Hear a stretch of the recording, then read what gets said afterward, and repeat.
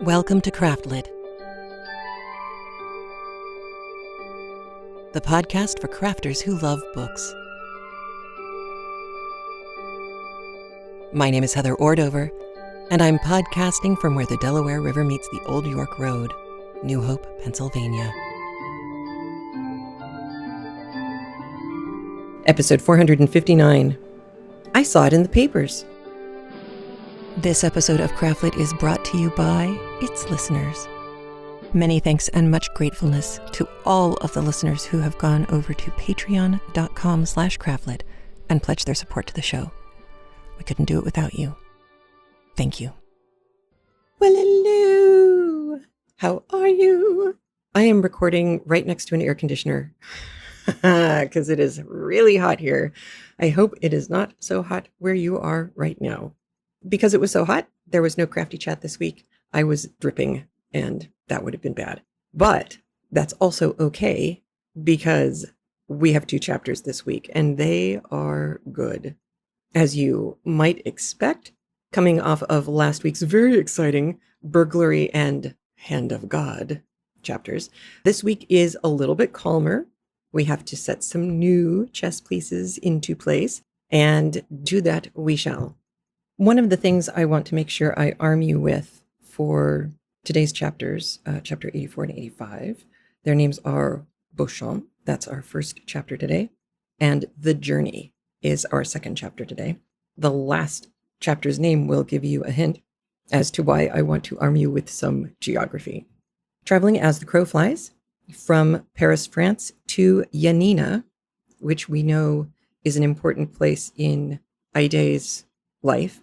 It's about, again, as the crow flies, about 2,100, almost 2,200 kilometers, which is roughly 1,355-ish miles.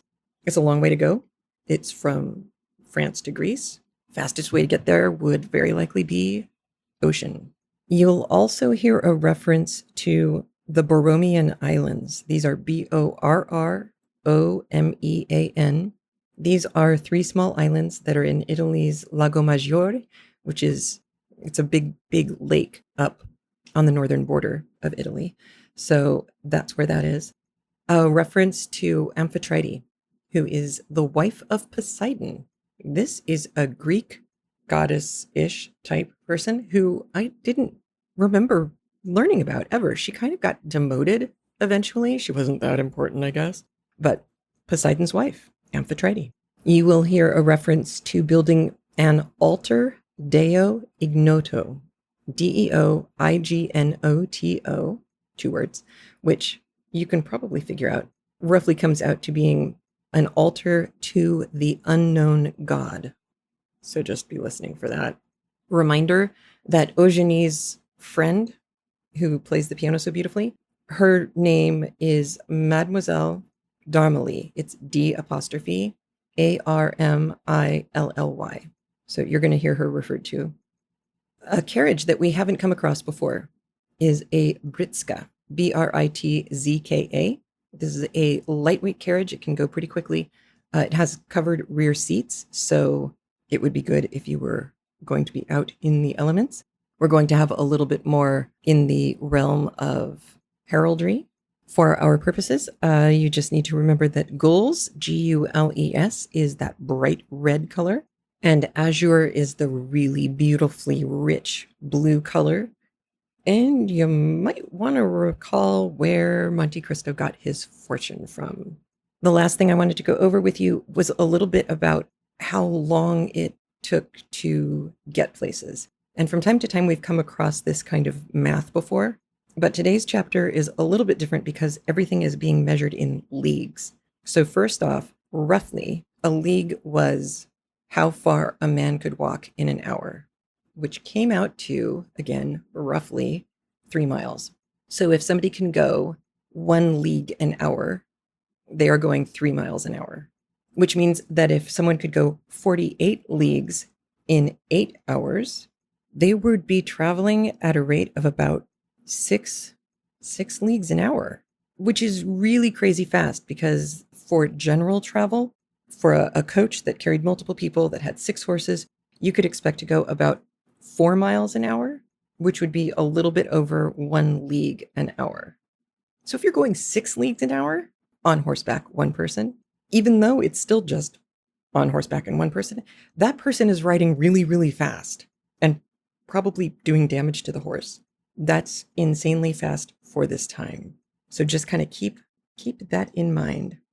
And also remember, I think we talked about it before, in 1837, their first steam train was built in France. It was a regional one, and it could go 15 kilometers per hour, which is about 9 miles an hour.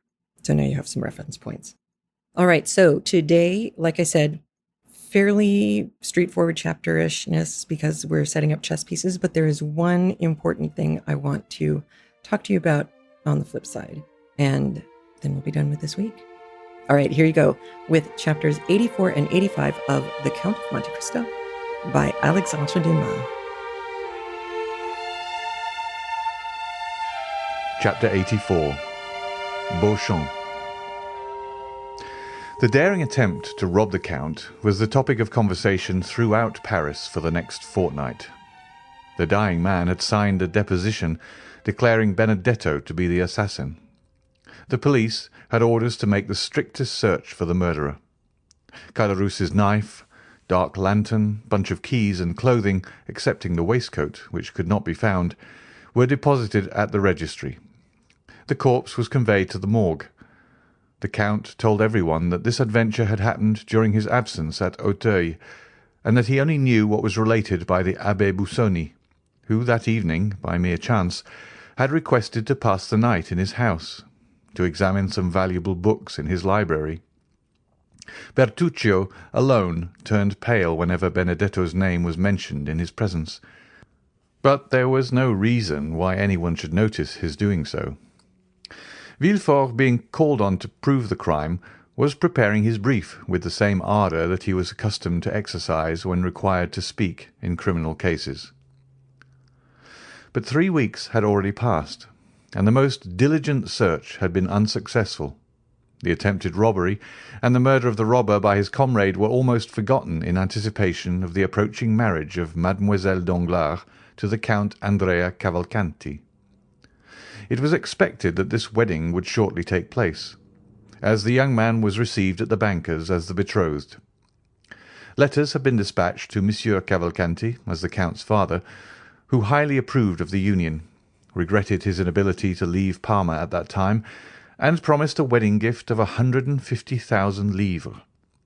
It was agreed that the 3 millions should be entrusted to Danglars to invest. Some persons had warned the young man of the circumstances of his future father-in-law, who had of late sustained repeated losses. But with sublime disinterestedness and confidence the young man refused to listen or to express a single doubt to the Baron. The Baron adored Count Andrea Cavalcanti. Not so Mademoiselle Eugénie Danglars. With an instinctive hatred of matrimony, she suffered Andrea's attentions in order to get rid of Morcerf. But when Andrea urged his suit, she betrayed an entire dislike to him. The Baron might possibly have perceived it, but attributing it to a caprice, feigned ignorance. The delay demanded by Beauchamp had nearly expired. Morcerf appreciated the advice of Monte Cristo to let things die away of their own accord. No one had taken up the remark about the general, and no one had recognized in the officer who betrayed the castle at Yanina the noble count in the House of Peers. Albert, however, felt no less insulted. The few lines which had irritated him were certainly intended as an insult. Besides, the manner in which Beauchamp had closed the conference left a bitter recollection in his heart. He cherished the thought of the duel, hoping to conceal its true cause even from his seconds. Beauchamp had not been seen since the day he visited Albert, and those of whom the latter inquired always told him he was out on a journey which would detain him some days. Where he was, no one knew. One morning Albert was awakened by his valet de chambre, who announced Beauchamp. Albert rubbed his eyes, ordered his servant to introduce him into the small smoking room on the ground floor, dressed himself quickly, and went down. He found Beauchamp pacing the room. On perceiving him, Beauchamp stopped. "Your arrival here without waiting my visit at your house today looks very well, sir," said Albert. "Tell me, may I shake hands with you, saying, 'Beauchamp, acknowledge you have injured me and retain my friendship,' or must I simply propose to you a choice of arms?" "Albert," said Beauchamp, with a look of sorrow which stupefied the young man, "let us first sit down and talk." "Rather, sir. Before we sit down, I must demand your answer." "Albert," said the journalist, "these are questions which it is difficult to answer." "I will facilitate it by repeating the question. Will you or will you not retract?" "Morcerf, it is not enough to answer yes or no to questions which concern the honour, the social interest, and the life of such a man as Lieutenant General the Count of Morcerf, peer of France." "What must then be done?" "What I have done, Albert. I reason thus.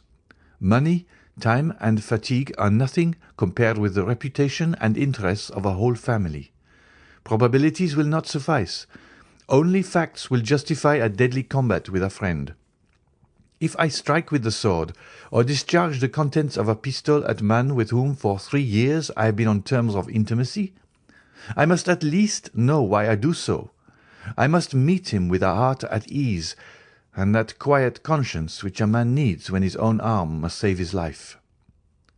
"Well," said Morcerf impatiently, "what does all this mean?" "It means that I have just returned from Yanina." "From Yanina?" "Yes." "Impossible!" "Here is my passport. Examine the visa. Geneva, Milan, Venice, Trieste, Delvino, Yanina. Will you believe the government of a republic, a kingdom, and an empire?" Albert cast his eyes on the passport, then raised them in astonishment to Beauchamp. "You have been to Yanina?" said he. "Albert, had you been a stranger, a foreigner, a simple lord, like that Englishman who came to demand satisfaction 3 or 4 months since, and whom I killed to get rid of, I should not have taken this trouble. But I thought this mark of consideration due to you. I took a week to go, another to return, 4 days of quarantine and 48 hours to stay there. That makes 3 weeks. I returned last night, and here I am." "What circumlocution! How long you are before you tell me what I most wish to know." "Because in truth, Albert—" "You hesitate?" "Yes, I fear." "You fear to acknowledge that your correspondent has deceived you? Oh no, self-love, Beauchamp, acknowledge it. Beauchamp, your courage cannot be doubted." "Not so," murmured the journalist. "On the contrary." Albert turned frightfully pale. He endeavoured to speak, but the words died on his lips. "My friend," said Beauchamp, in the most affectionate tone, "I should gladly make an apology, but, alas!" "But what?" "The paragraph was correct, my friend." "What? That French officer?" "Yes." "Fernand?" "Yes." "The traitor who surrendered the castle of the man in whose service he was—" "Pardon me, my friend. That man was your father." Albert advanced furiously towards Beauchamp, but the latter restrained him more by a mild look than by his extended hand. "My friend," said he, "here is a proof of it." Albert opened the paper. It was an attestation of 4 notable inhabitants of Yanina, proving that Colonel Fernand Mondego, in the service of Ali Tepelini, had surrendered the castle for 2,000,000 crowns. The signatures were perfectly legal. Albert tottered and fell overpowered in a chair. It could no longer be doubted. The family name was fully given. After a moment's mournful silence, his heart overflowed, and he gave way to a flood of tears. Beauchamp, who had watched with sincere pity the young man's paroxysm of grief, approached him. "Now, Albert," said he, "you understand me, do you not? I wish to see all and to judge of everything for myself, hoping the explanation would be in your father's favour, and that I might do him justice. But, on the contrary, the particulars which are given prove that Fernand Mondego, raised by Ali Pasha to the rank of Governor-General, is no other than Count Fernand of Morcerf. Then, recollecting the honour you had done me in admitting me to your friendship, I hasten to you." Albert, still extended on the chair, covered his face with both hands, as if to prevent the light from reaching him. "I hasten to you," continued Beauchamp, "to tell you, Albert, that in this changing age the faults of a father cannot revert upon his children. Few have passed through this revolutionary period, in the midst of which we were born, without some stain of infamy or blood to soil the uniform of the soldier or the gown of the magistrate. Now I have these proofs, Albert, and I am in your confidence. No human power can force me to a duel which your own conscience would reproach you with as criminal, but I come to offer you what you can no longer demand of me. Do you wish these proofs, these attestations which I alone possess, to be destroyed? Do you wish this frightful secret to remain with us? Confide it to me. It shall never escape my lips. Say, Albert, my friend, do you wish it?" Albert threw himself on Beauchamp's neck. "Ah, noble fellow!" cried he. "Take these," said Beauchamp, presenting the papers to Albert. Albert seized them with a convulsive hand, tore them in pieces, and trembling lest the least vestige should escape and one day appear to confront him, he approached the wax light always kept burning for cigars, and burned every fragment. "Dear, excellent friend," murmured Albert, still burning the papers. "Let all be forgotten as a sorrowful dream," said Beauchamp. "Let it vanish as the last sparks from the blackened paper, and disappear as the smoke from those silent ashes." "Yes, yes," said Albert, "and may there remain only the eternal friendship which I promised to my deliverer, which shall be transmitted to our children's children, and shall always remind me that I owe my life and the honour of my name to you. For had this been known, oh Beauchamp, I should have destroyed myself. Or, no, my poor mother, I could not have killed her by the same blow. I should have fled from my country." "Dear Albert," said Beauchamp, but this sudden and factitious joy soon forsook the young man and was succeeded by a still greater grief. "Well," said Beauchamp, "what still oppresses you, my friend?" "I am broken-hearted," said Albert. "Listen, Beauchamp. I cannot thus, in a moment, relinquish the respect, the confidence, and the pride with which a father's untarnished name inspires a son. Oh, Beauchamp, Beauchamp, how shall I now approach mine? Shall I draw back my forehead from his embrace, or withhold my hand from his? I am the most wretched of men. Oh, my mother, my poor mother," said Albert, gazing through his tears at his mother's portrait. "If you know this, how much you must suffer." "Come," said Beauchamp, taking both his hands. "Take courage, my friend." "But how came that first note to be inserted in your journal? Some unknown enemy, an invisible foe, has done this." "The more must you fortify yourself, Albert. Let no trace of emotion be visible on your countenance. Bear your grief, as the cloud bears within it ruin and death, a fatal secret, known only when the storm bursts. Go, my friend. Reserve your strength for the moment when the crash shall come." "You think, then, all is not over yet?" said Albert, horror-stricken. "I think nothing, my friend, but all things are possible. By the way—" "What?" said Albert, seeing that Beauchamp hesitated. "Are you going to marry Mademoiselle Danglars?" "Why do you ask me now?" "Because the rupture or fulfilment of this engagement is connected with the person of whom we are speaking." "How?" said Albert, whose brow reddened. You think, Monsieur Danglars? I ask you only how your engagement stands. Pray put no construction on my words I do not mean they should convey, and give them no undue weight." "No," said Albert. "The engagement is broken off." "Well," said Beauchamp. Then, seeing the young man was about to relapse into melancholy, "Let us go, Albert," said he. "A ride in the wood in the phaeton or on horseback will refresh you. We will then return to breakfast, and you shall attend to your affairs, and I to mine." "Willingly," said Albert. "But let us walk. I think a little exertion would do me good." The two friends walked out on the fortress. When arrived at the Madeleine, "Since we are out," said Beauchamp, "let us call on Monsieur de Monte Cristo. He is admirably adapted to revive one's spirits, because he never interrogates, and in my opinion those who ask no questions are the best comforters." "Gladly," said Albert. "I love him. Let us call." End of chapter 84. Chapter 85. The Journey. Monte Cristo uttered a joyful exclamation on seeing the young men together. "Aha!" said he. "I hope all is over, explained and settled." "Yes," said Beauchamp.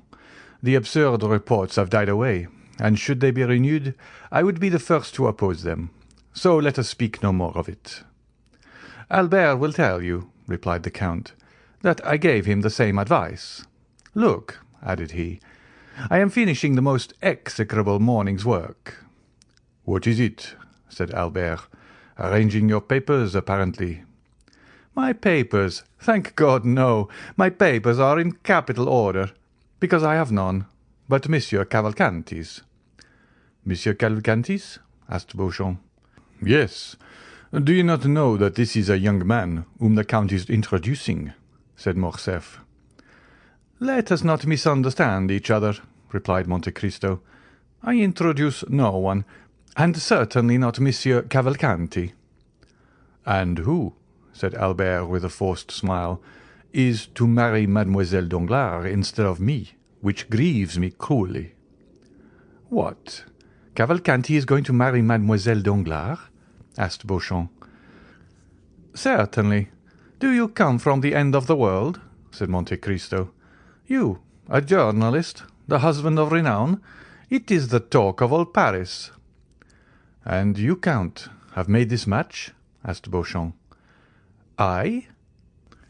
"Silence, purveyor of gossip, do not spread that report. I make a match? No, you do not know me. I have done all in my power to oppose it." "Ah, I understand," said Beauchamp. "On our friend Albert's account." "On my account?" said the young man. "Oh, no, indeed. The Count will do me the justice to assert that I have, on the contrary, always entreated him to break off my engagement, and happily it is ended. The Count pretends I have not him to thank. So be it. I will erect an altar Deo ignoto." "Listen," said Monte Cristo. "I have had little to do with it, for I am at variance both with the father-in-law and the young man. There is only Mademoiselle Eugénie, who appears but little charmed with the thoughts of matrimony, and who, seeing how little I was disposed to persuade her to renounce her dear liberty, retains any affection for me." "And do you say this wedding is at hand?" "Oh, yes, in spite of all I could say. I do not know the young man. He is said to be of good family and rich, but I never trust to vague assertions. I have warned Monsieur Danglars of it till I am tired, but he is fascinated with his Luccanese. I have even informed him of a circumstance I consider very serious. The young man was either charmed by his nurse, stolen by gipsies, or lost by his tutor, I scarcely know which. But I do know his father lost sight of him for more than 10 years. What he did during those 10 years, God only knows. Well, all that was useless. They have commissioned me to write to the Major to demand papers, and here they are. I send them, but like Pilate, washing my hands." And what does Mademoiselle d'Armilly say to you for robbing her of her pupil?" "Oh, well, I don't know, but I understand that she is going to Italy. Madame Danglars asked me for letters of recommendation for the impresari. I gave her a few lines for the director of the Valley Theatre, who is under some obligation to me. But what is the matter, Albert? You look dull. Are you, after all, unconsciously in love with Mademoiselle Eugénie?" "I am not aware of it," said Albert, smiling sorrowfully. Beauchamp turned to look at some paintings. "But," continued Monte Cristo, "you are not in your usual spirits." "I have a dreadful headache," said Albert. "Well, my dear Viscount," said Monte Cristo, "I have an infallible remedy to propose to you." "What is that?" asked the young man. "A change." "Indeed?" said Albert. "Yes, and as I am just now excessively annoyed, I shall go from home. Shall we go together?" "You annoyed, Count?" said Beauchamp. "And by what?" "Ah, you think very lightly of it. I should like to see you with a brief preparing in your house." "What brief?" "The one Monsieur de Villefort is preparing against my amiable assassin, some brigand escaped from the gallows, apparently." "True," said Beauchamp. "I saw it in the paper. Who is this Caderousse?"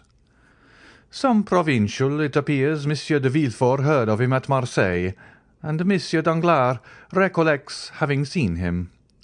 Consequently, the procureur is very active in the affair, and the prefect of police very much interested, and thanks to that interest, for which I am very grateful, they send me all the robbers of Paris and the neighbourhood under pretence of their being Caderousse's murderers, so that in 3 months, if this continues, every robber and assassin in France will have the plan of my house at his finger's end.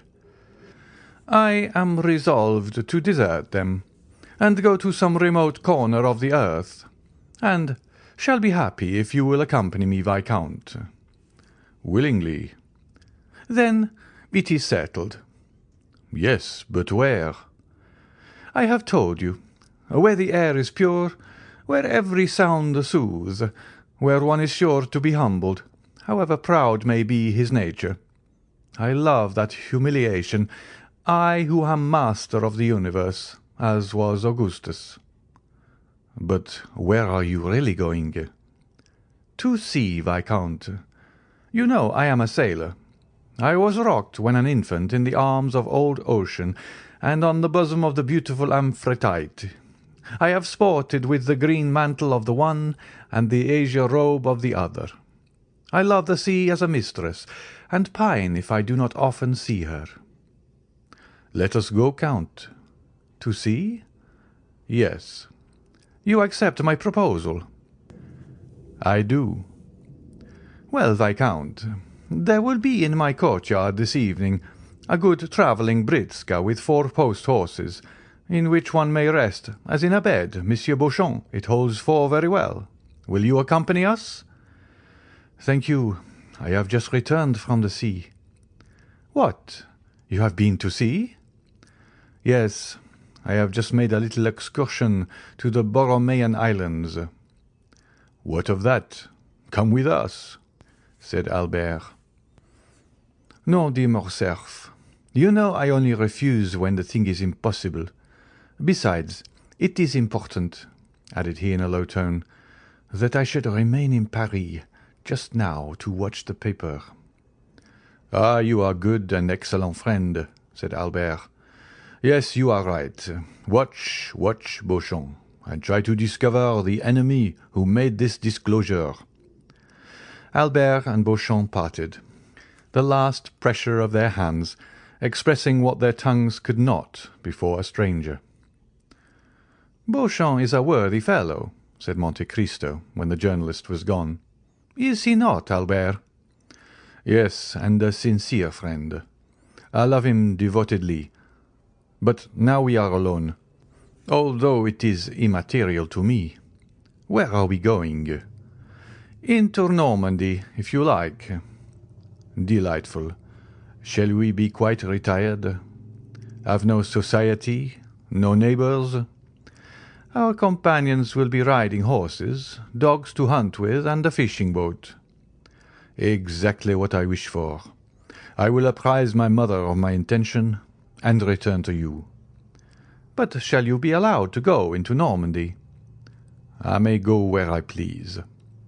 Yes, I am aware you may go alone, since I once met you in Italy, but to accompany the mysterious Monte Cristo.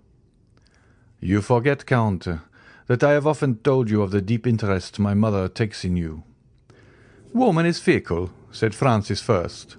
Woman is like a wave of the sea, said Shakespeare. Both the great king and the great poet ought to have known woman's nature well. Woman's, yes. My mother is not a woman, but a woman. As I am only a humble foreigner, you must pardon me if I do not understand all the subtle refinements of your language. What I mean to say is that my mother is not quick to give her confidence, but when she does, she never changes. Ah, yes, indeed, said Monte Cristo with a sigh. And do you think she is in the least interested in me? I repeat it, you must really be a very strange and superior man, for my mother is so absorbed by the interest you have excited that when I am with her she speaks of no one else. And does she try to make you dislike me? On the contrary, she often says, Morcerf, I believe the Count has a noble nature. Try to gain his esteem. Indeed, said Monte Cristo, sighing. You see, then, said Albert, that instead of opposing, she will encourage me. Adieu, then. Until 5 o'clock. Be punctual, and we shall arrive at 12 or 1. At Treport? Yes, or in the neighbourhood. But can we travel 48 leagues in 8 hours? Easily, said Monte Cristo. You are certain a prodigy. You will soon not only surpass the railway, which would not be very difficult in France, but even the telegraph. But, Viscount, since we cannot perform the journey in less than 7 or 8 hours, do not keep me waiting. Do not fear. I have little to prepare. Monte Cristo smiled as he nodded to Albert, then remained a moment absorbed in deep meditation, but passing his hand across his forehead as if to dispel his reverie, he rang the bell twice, and Bertuccio entered. Bertuccio, said he, I intend going this evening to Normandy instead of tomorrow or the next day. You will have sufficient time before 5 o'clock. Dispatch a messenger to apprise the grooms at the first station. Monsieur de Morcerf will accompany me. Bertuccio obeyed and dispatched a courier to Pontoise to say the travelling carriage would arrive at 6 o'clock. From Pontoise another express was sent to the next stage, and in 6 hours all the horses stationed on the road were ready. Before his departure, the Count went to Haydée's apartments, told her his intention, and resigned everything to her care. Albert was punctual. The journey soon became interesting from its rapidity, of which Morcerf had formed no previous idea. Truly, said Monte Cristo, with your post horses going at the rate of 2 leagues an hour, and that absurd law that one traveller shall not pass another without permission, so that an invalid or ill-tempered traveller may detain those who are well and active, it is impossible to move. I escape this annoyance by travelling with my own postilion and horses, do I not, Ali? The Count put his head out of the window and whistled, and the horses appeared to fly. The carriage rolled with a thundering noise over the pavement, and every one turned to notice the dazzling meteor. Ali, smiling, repeated the sound, grasped the reins with a firm hand, and spurred his horses, whose beautiful manes floated in the breeze. This child of the desert was in his element, and with his black face and sparkling eyes appeared in the cloud of dust he raised like the genius of the simoom and the god of the hurricane. I never knew till now the delight of speed, said Morcerf, and the last cloud disappeared from his brow. But where the devil do you get such horses? Are they made to order? Precisely, said the Count. 6 years since I bought a horse in Hungary remarkable for its swiftness. The 32 that we shall use tonight are its progeny. They are all entirely black, with the exception of a star upon the forehead." "That is perfectly admirable. But what do you do, Count, with all these horses?" "You see, I travel with them." "But you are not always travelling." "When I no longer require them, Bertuccio will sell them, and he expects to realize 30 or 40,000 francs by the sale." "But no monarch in Europe will be wealthy enough to purchase them." "Then he will sell them to some Eastern vizier, who will empty his coffers to purchase them and refill them by applying the bastinado to his subjects." "Count, may I suggest one idea to you?" "Certainly." "It is that, next to you, Bertuccio must be the richest gentleman in Europe." "You are mistaken, Viscount. I believe he has not a franc in his possession." "Then he must be a wonder, my dear Count. If you tell me many more marvellous things, I warn you I shall not believe them."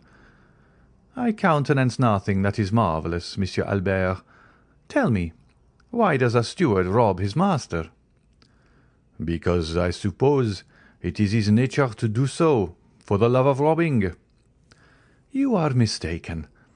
It is because he has a wife and family, and ambitious desires for himself and them. Also because he is not sure of always retaining his situation, and wishes to provide for the future. Now Monsieur Bertuccio is alone in the world. He uses my property without accounting for the use he makes of it. He is sure never to leave my service." "Why?" "Because I should never get a better." "Probabilities are deceptive." "But I deal in certainties. He is the best servant over whom one has the power of life and death." "Do you possess that right over Bertuccio?" "Yes." There are words which close a conversation with an iron door. Such was the Count's yes. The whole journey was performed with equal rapidity. The 32 horses, dispersed over 7 stages, brought them to their destination in 8 hours. At midnight they arrived at the gate of a beautiful park. The porter was in attendance. He had been apprised by the groom of the last stage of the Count's approach. At 2:30 in the morning, Morcerf was conducted to his apartments, where a bath and supper were prepared.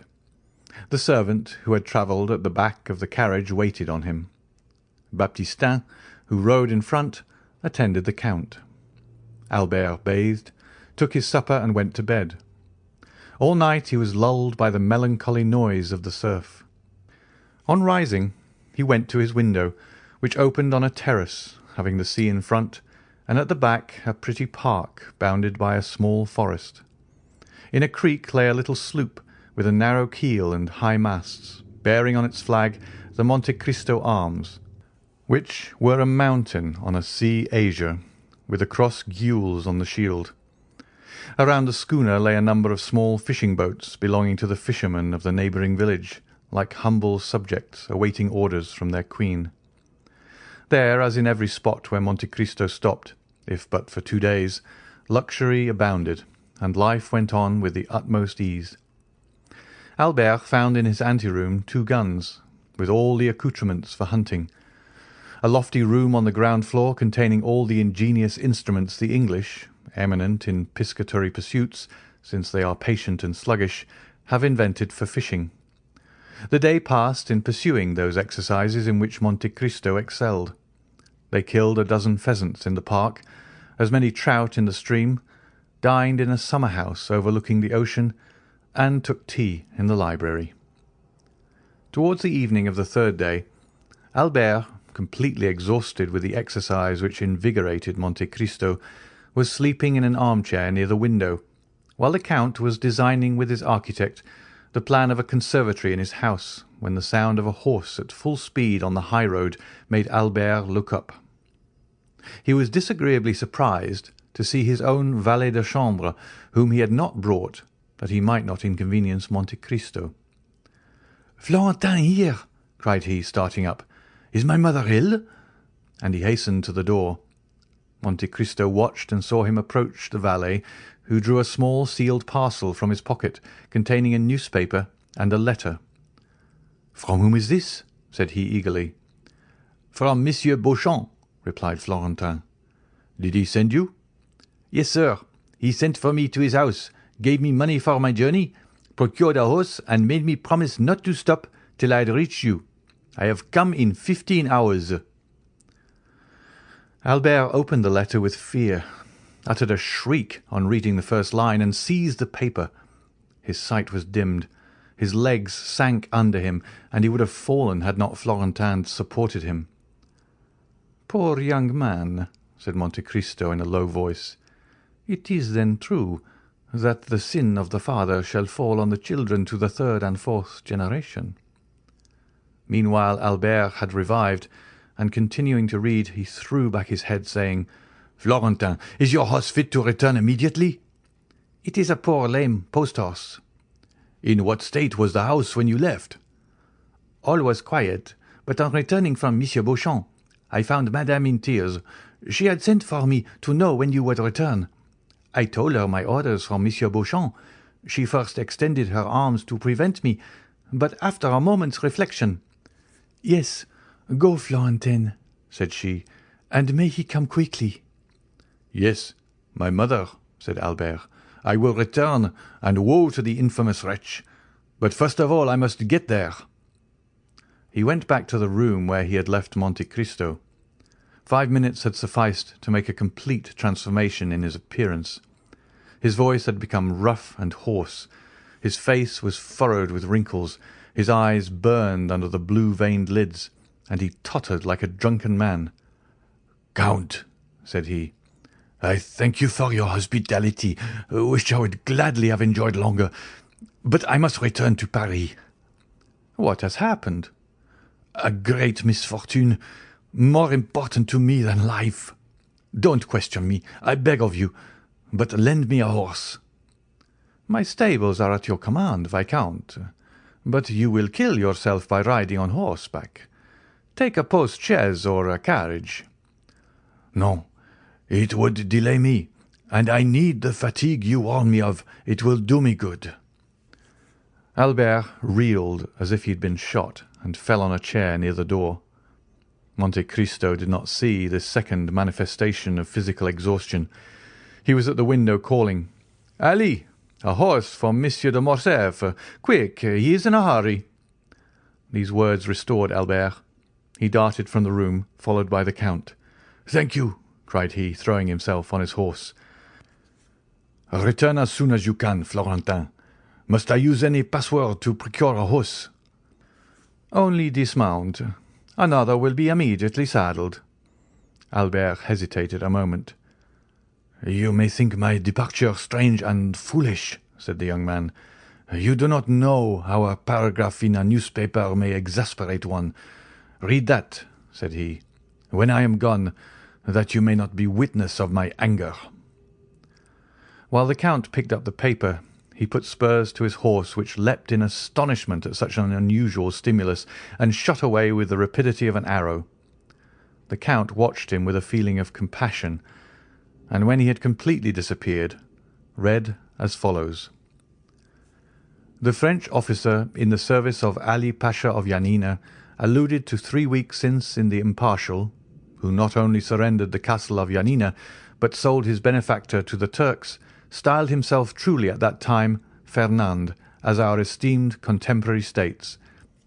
But he has since added to his Christian name a title of nobility and a family name.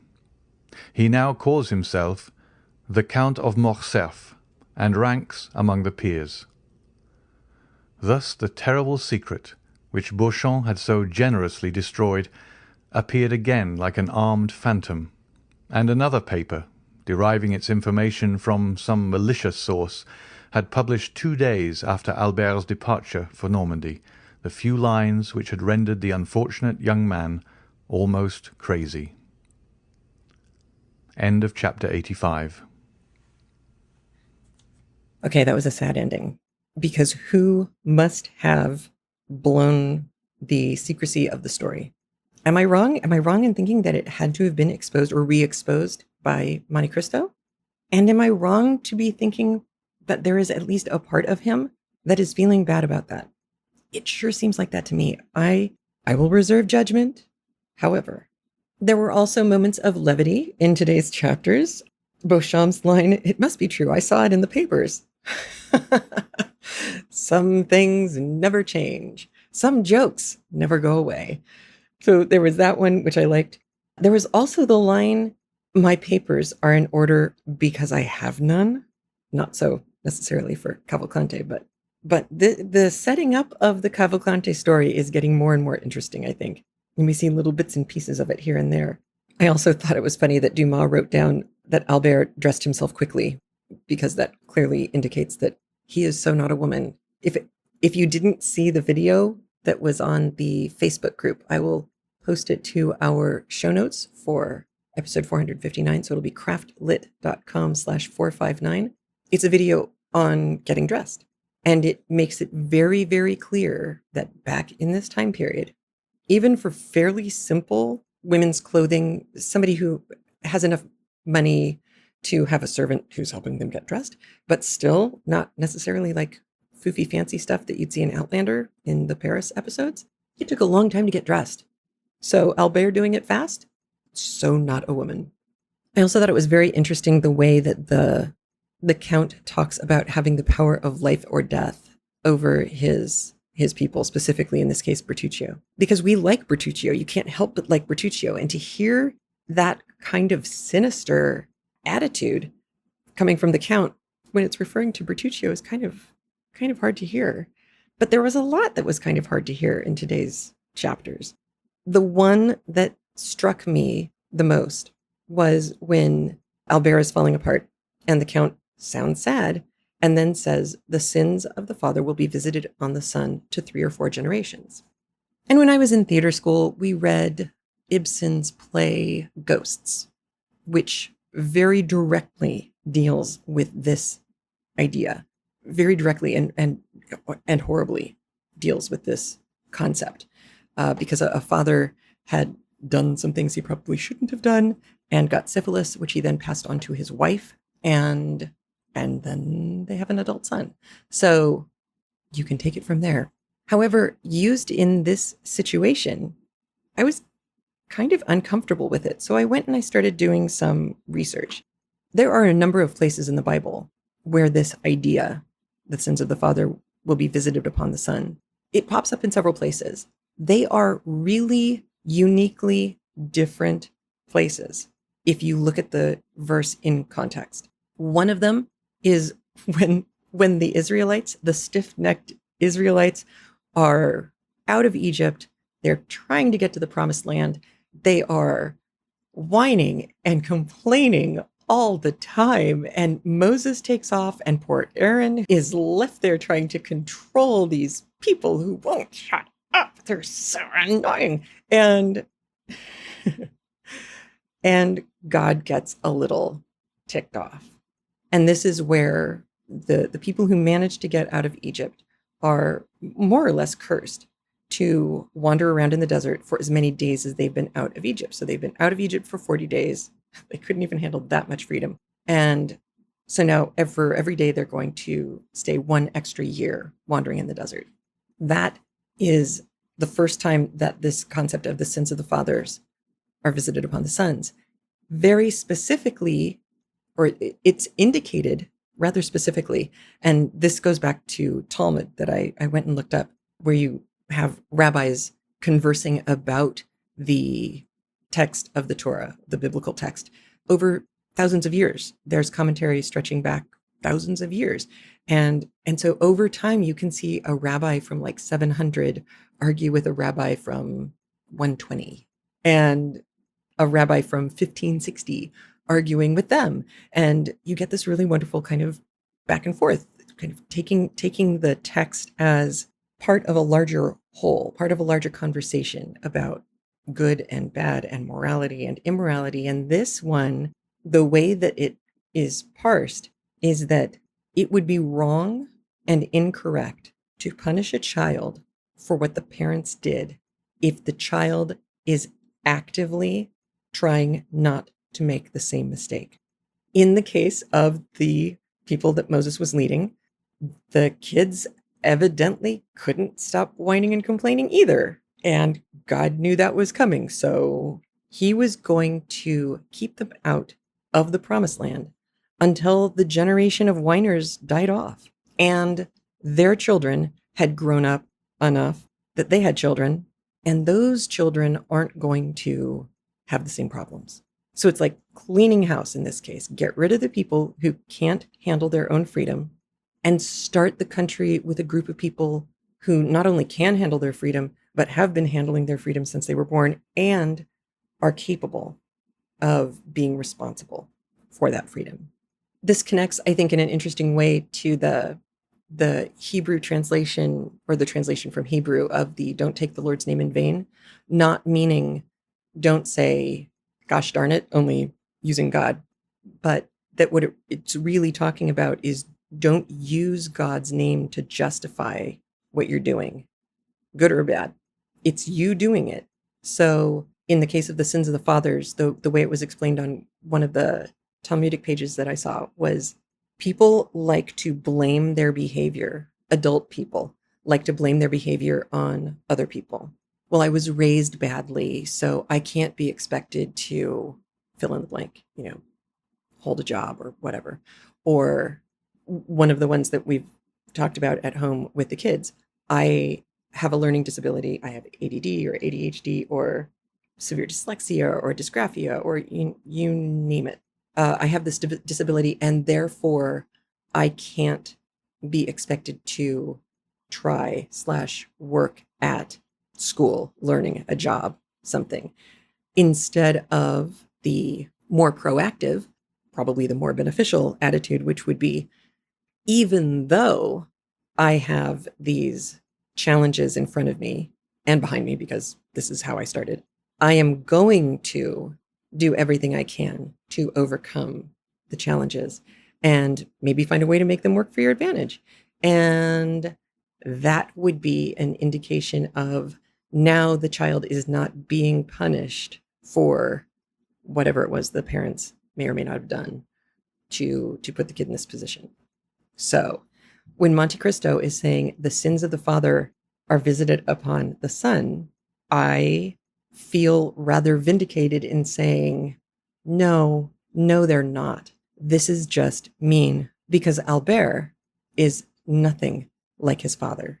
He may be a bit of a slacker in the beginning, but he is a kind, gentle, good-hearted person. He is not mean and spiteful the way we saw Fernand at the beginning of this book. So I have a pretty comfortable time saying Monte Cristo really crossed a line. That makes me uncomfortable. I don't know if you see it the same way. I hope you will call in or write in and let us know what you think. You can call at area code 206-350-1642, or you can write me at heather@craftlit.com, and that'll give me a chance to read or play what you have to say on the air. We are continuing on with The Wizard of Oz over as our premium book, and if you are interested in listening to that book as well, you can find information about that at craftlit.com in the sidebar. You will see an original illustration from the first printing of the book. Click on that and it'll take you to a page that will help you find the best way for you to listen to the premium audio, as well as this free audiobook. All right, I think that's it for me for this week. I'm not sure if there's going to be a crafty chat next week. I've been looking at the temperatures that are on their way in, and I am hopeful, but I am not delusional. There's every chance that I won't be able to do it next week. But if I can, I will announce it on Facebook, and we'll go from there. I hope you enjoyed this week's chapters. And poor Albert, heading back. It's rough. Rough to be Albert. I hope you are having a much easier time of it right now. Take care. Enjoy your summer. I'll talk to you soon. Bye. A big thanks to all the Craftlit listeners who support the show by being a premium audio member via craftlit.com/premium or via patreon.com/craftlit. Your support for the show is what's kept us going since 2006. If you feel like getting free audio pretty much every week, please consider supporting the show by heading over to patreon.com/craftlit and pledging what you feel the show is worth to you. If you can't support the show that way, consider leaving a review at iTunes or at our facebook.com/craftlit page, or follow @craftlit on Twitter and share the show with your followers too. And remember, if your hands are too busy to pick up a book, at least you can turn one on.